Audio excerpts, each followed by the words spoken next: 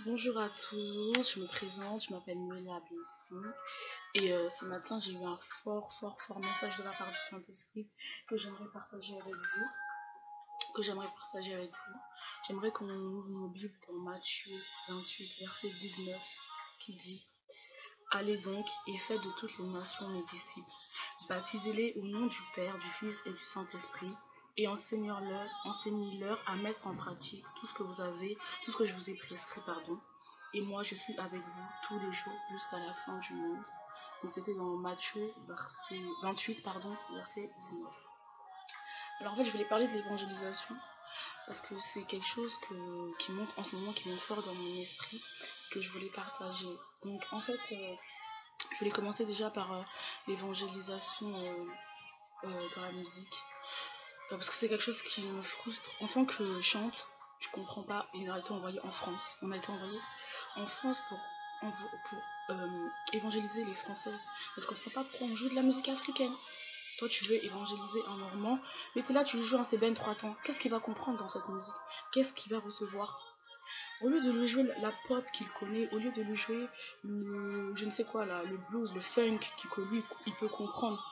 Toi, tu joues un Sébène 3 temps, et en plus, tu joues ça, tu chantes ça en une langue à laquelle il connaît rien du tout. Bon, me dira-t-on maintenant s'ils comprennent un tout petit peu? Non. Quel message tu veux faire passer? Qu'est-ce que tu veux que le blanc comprenne quand tu lui dis Yesu alingio, bongwana? Non, faut que tu lui dises Jésus t'aime. Réponds-toi de tes péchés, réponds-toi de la vie mauvaise que tu mènes, parce que le Christ a été crucifié et est mort pour toi. Toi, tu es là, tu lui chantes hein, bongwana, bongwana, bongwana. Il ne va rien comprendre. Donc c'est ça aussi qui pousse, qui est un peu réticent pour eux à venir dans nos églises, parce qu'ils se disent non, c'est des églises communautaires. Moi, on m'a déjà dit ça. Les églises, c'est des églises communautaires. Quand on y vient, on se sent pas à notre place. Jouez la musique de chez vous. Le normand, le pauvre normand, le pauvre breton ne comprendra rien à ton c'est 23 ans. Lui, tout ce qu'il connaît, c'est la pop. Tout ce qu'il connaît, la musique qu'il écoute depuis son enfance, et la seule musique qu'il comprendra, c'est la pop. C'est la pop, c'est la musique, je ne dirais pas la musique française, je ne dirais pas la musique blanche, parce que pour moi, ça n'existe même pas la musique blanche, la musique noire. Mais il faut arrêter de jouer la musique qui vient de chez nous, la musique qui vient du Congo pur centre de Kinshasa, parce que lui qui ne comprend rien, il ne comprend rien à cette musique, à la musique que toi tu comprends, lui il ne comprend rien. Donc, ça passe aussi, comme je disais, ça passe par l'évangélisation passe par l'adoration également. Aujourd'hui, nous les jeunes, on n'aime plus adorer. On préfère que danser. Mais je tiens à nous dire, parce que je me compte dedans, je tiens à nous dire que la meilleure évangélisation n'est faite que par le Saint-Esprit. Il n'y a pas meilleur gagneur d'âme que le Saint-Esprit. Donc quand il est là, tout est facile, tout est plus simple. Tout est plus simple quand le Saint-Esprit est là. Parce que c'est lui qui évangélise, c'est lui qui convainc du péché. C'est lui qui fait en sorte que lorsque tu parles, on croit que c'est nous, lorsqu'on parle, le Saint-Esprit dit, et effectivement, tu as fait ça, c'est pas bien. Alors quand il est là, en pleine adoration, en pleine présence de Dieu, ce n'est pas, tout est plus facile, tout est plus simple, tout est plus merveilleux. Je pense aussi que l'évangélisation passe par le fait que nous-mêmes, on puisse déjà réaliser qu'on a été envoyé sur cette terre, pas pour s'amuser, pas pour se faire plaisir, pas pour je ne sais quoi, non, pour gagner des âmes. Pour gagner des âmes, et je le répète encore, on doit gagner des âmes en France, parce que Dieu nous a ramenés en France. S'il avait besoin de nous au Congo, il nous aurait laissé là-bas, à Kinshasa, à Brazzaville, à Luanda, je ne sais où. Il nous aurait laissé là-bas. Mais lui nous a envoyés ici. Pourquoi? Parce qu'il a besoin de nous ici. Il a besoin de notre empreinte ici. Il a besoin que nous puissions prêcher son royaume ici en France, au Congo. Ils sont déjà beaucoup. Tu me diras, les plus grands serviteurs au monde, je dirais pas les plus grands serviteurs au monde, mais les pères que l'on connaît sont les pionniers de l'évangile, je dirais, sont au Congo. Hein, je ne citerai pas de nom, voilà. Ils sont au Congo. Oh, Dieu a besoin aussi des pionniers en France. Alors soyons les pionniers de l'évangélisation, de l'évangile en France. Soyons nous aussi Soyons aussi ces gens-là sur qui on prend exemple, ces personnes-là. Cherchons à faire comme ces personnes-là qu'on regarde tout le temps, sur qui on prend exemple, ces personnes-là qu'on veut copier. Essayons de devenir comme eux, parce qu'eux, ils ont fait des efforts pour devenir ce qu'ils sont en France, pour devenir ce qu'ils sont au Congo, pardon, pour avoir de grandes églises. Nous, essayons de faire pareil ici en France. Essayons de devenir ce que Dieu veut que nous soyons ici en France, pour gagner les âmes en France, pour apporter le réveil en France. Moi, ce que je sens depuis plusieurs temps, c'est qu'il y a un grand réveil. Dieu veut apporter un énorme réveil en France. Dieu veut apporter un grand feu, un feu de l'évangile en France à travers la jeunesse française, à travers la jeunesse française, à travers la jeunesse chrétienne française, pardon. Dieu a besoin des jeunes de France. Mais le problème, c'est qu'on n'a pas encore réalisé que Dieu avait besoin de nous. Le problème, c'est qu'on n'a pas encore compris que Dieu avait besoin de nous. On est là, on mène des doubles vies. On est là, on ne prend pas conscience que Dieu a besoin de nous. Dieu nous a choisis, nous, personne d'autre, mais nous. Dieu est la seule personne à qui on ne peut pas faire de fier. Si tu veux pas, il va choisir quelqu'un d'autre. Et puis la personne là va le faire mieux que toi. Elle peut le faire, oui, elle va le faire mieux que toi. Si nous, on ne veut pas comprendre, Dieu prendra des personnes qui vont faire les choses mieux que nous. Je pense aussi que l'évangélisation passe par l'intégration. Comprendre que le Seigneur a besoin de nous dans des niveaux supérieurs. Je m'explique. Je veux dire que les Jésus t'aime, quand on crie, quand on va à Châtelet, là, Jésus t'aime, Jésus. Je dis pas que c'est mauvais, mais les gens sont déjà habitués à ça. Hein. Je vais pas vous mentir. Dès qu'ils nous voient arriver avec nos Bibles et tout, comprennent bon eux, ils vont dire Jésus t'aime.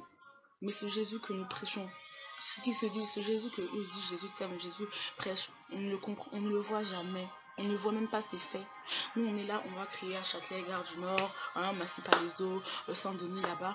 Jésus t'aime, Jésus t'aime, Jésus t'aime, Jésus t'aime, Jésus t'aime. Mais dans nos actes, on ne voit pas Jésus. Dans le sens que je pense qu'il faut passer à l'évangélisation supérieure. Ce que j'appelle l'évangélisation supérieure, c'est voir prêcher Jésus, mais plus seulement avec des paroles, prêcher Jésus avec des actes. Comme mes pasteurs disent, lorsque tu parles d'un Jésus guérisseur, quand tu parles à quelqu'un d'un Jésus guérisseur, le miracle, la guérison doit aller avec. Lorsque tu parles d'un Jésus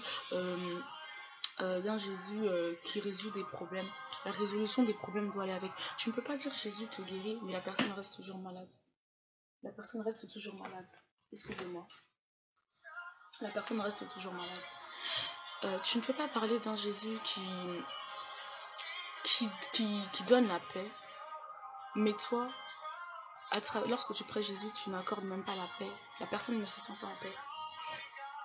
Tu ne peux pas prêcher un Jésus amour alors que nous n'avons pas l'amour. Nous ne pouvons pas prêcher un Jésus de miracle alors qu'on n'a pas les miracles qui vont avec. Je parle aussi, quand je dis l'évangélisation supérieure, je parle de retourner les pièges de l'ennemi contre lui-même. Je m'explique. Pour nous avoir, qu'est-ce que le diable fait? Il nous envoie les choses qu'on aime tant. Donc si toi tu aimes la musique, oh, il va faire que Rihanna sorte le dernier album. Si toi tu aimes la musique, le dernier KFC va ouvrir à manger, le dernier KFC va ouvrir à côté de chez toi.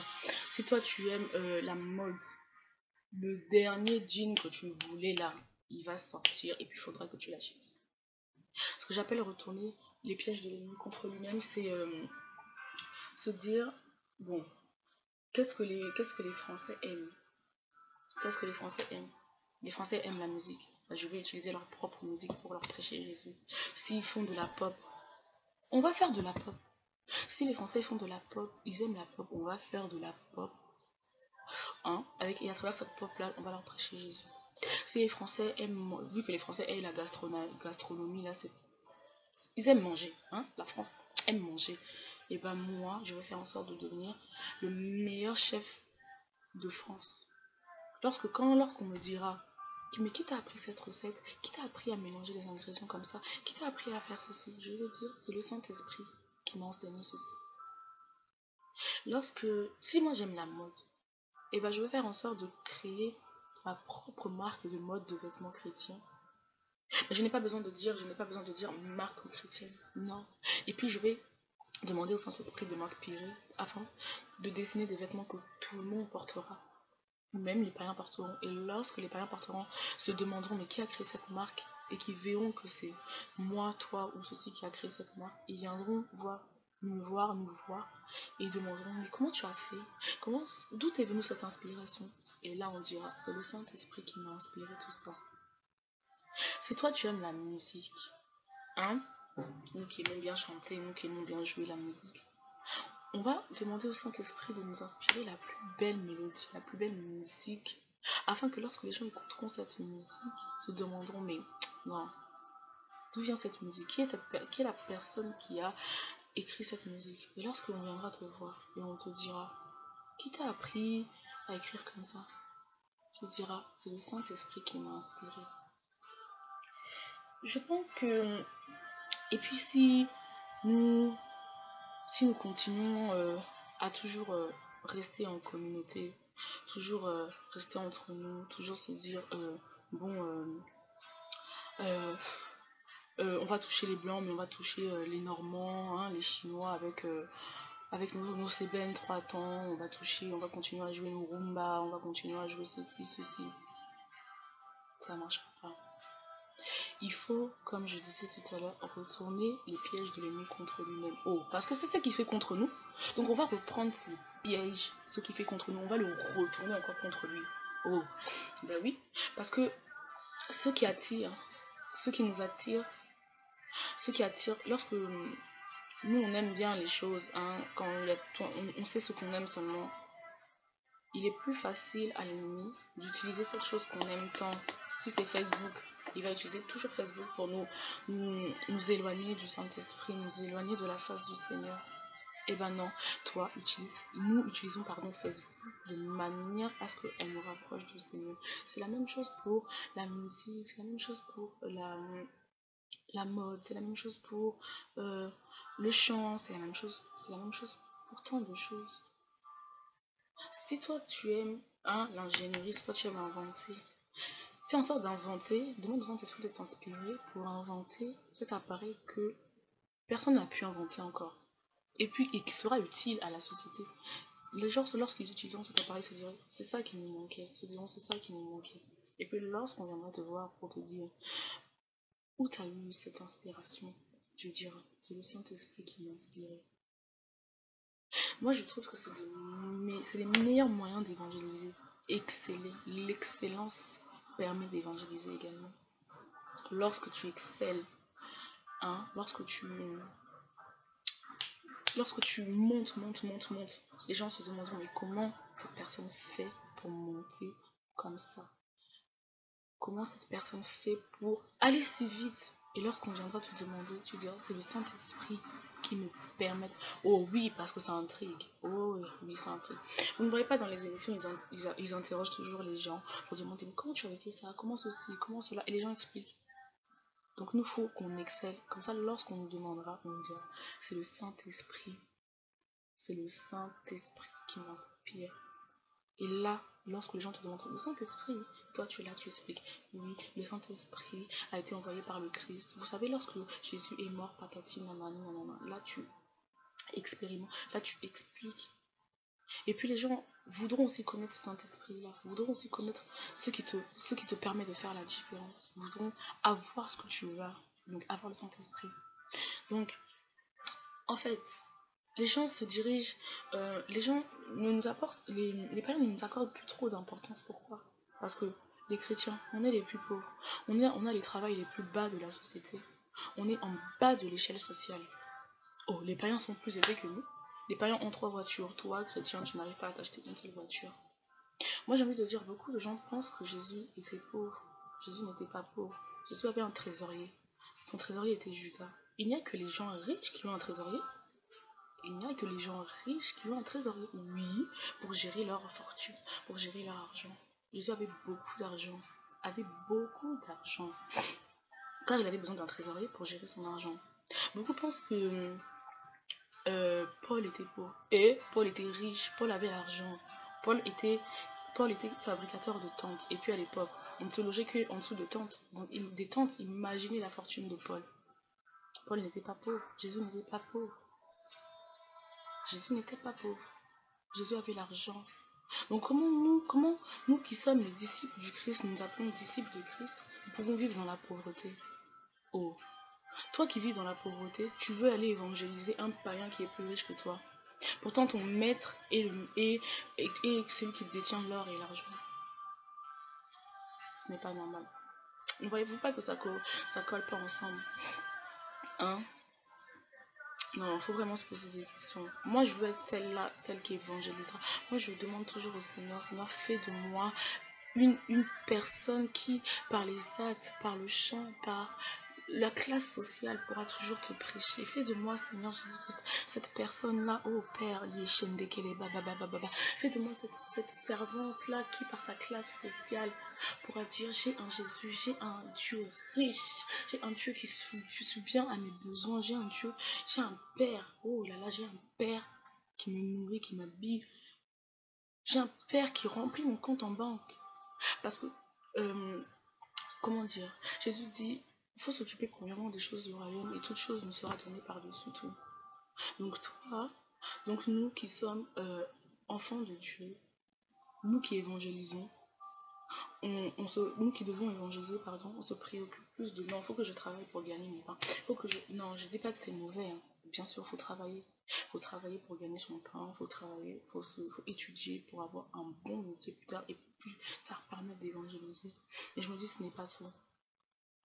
Parce que lorsqu'on évangélise, lorsqu'on se préoccupe du royaume, Jésus fera en sorte qu'on ne manque de rien.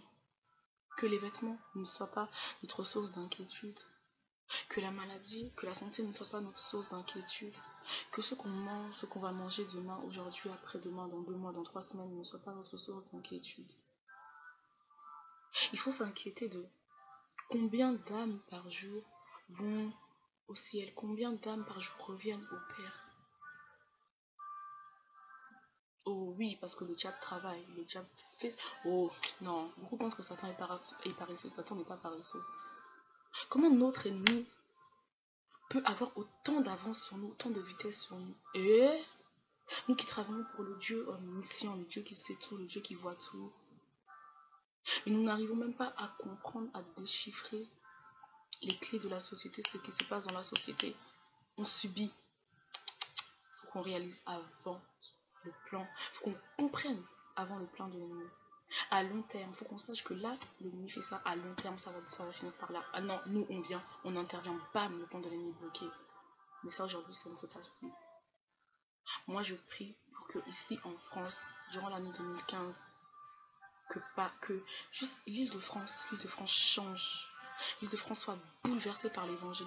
Que je prie pour que l'île de France soit bouleversée par ces jeunes chrétiens qui vont monter en société. Que l'île de France soit bouleversée par ces jeunes chrétiens qui vont vendre des albums plus que les Pascal Obispo, plus que ces jeunes chrétiens qui vont vendre des albums plus que Laurie, que ces jeunes chrétiens qui vont vendre des albums plus que Jennifer, les albums qui seront achetés à la FNAC, des albums qui seront achetés sur, je ne sais pas moi, à Carrefour. Parce que nos albums ne sortent que dans nos bibliothèques congolaises. Non, Dieu a été appelé en France. On peut vendre nos albums à la FNAC. On peut vendre nos CD, je ne sais moi, à Carrefour, à Auchan. Et puis on les achète comme... Et puis les gens les achètent comme s'ils achetaient je ne sais pas moi, du Daniel Lévy. C'est possible. Alors je vous en prie, mes frères et sœurs, mes amis, mes camarades, mes collègues dans la foi, réveillons-nous, faisons en sorte de monter socialement, faisons en sorte de gagner des âmes à travers notre travail social, nos comportements, à travers notre musique, en étant les premiers de classe. Non, c'est ma prière, c'est ma prière, c'est ma prière. Et puis cette prière, je la sens tellement forte dans mon cœur, parce que je sais que le Seigneur va apporter un réveil ici en France. Faisons un effort, s'il vous plaît. En tout cas, merci de m'avoir écouté. Et puis j'espère que ce message va aider chacun d'entre nous. Et puis j'espère que ce message va interpeller chacun d'entre nous. Que le Seigneur vous bénisse et que le Seigneur vous aide. soyez bénis et restez dans la présence du Seigneur. Amen.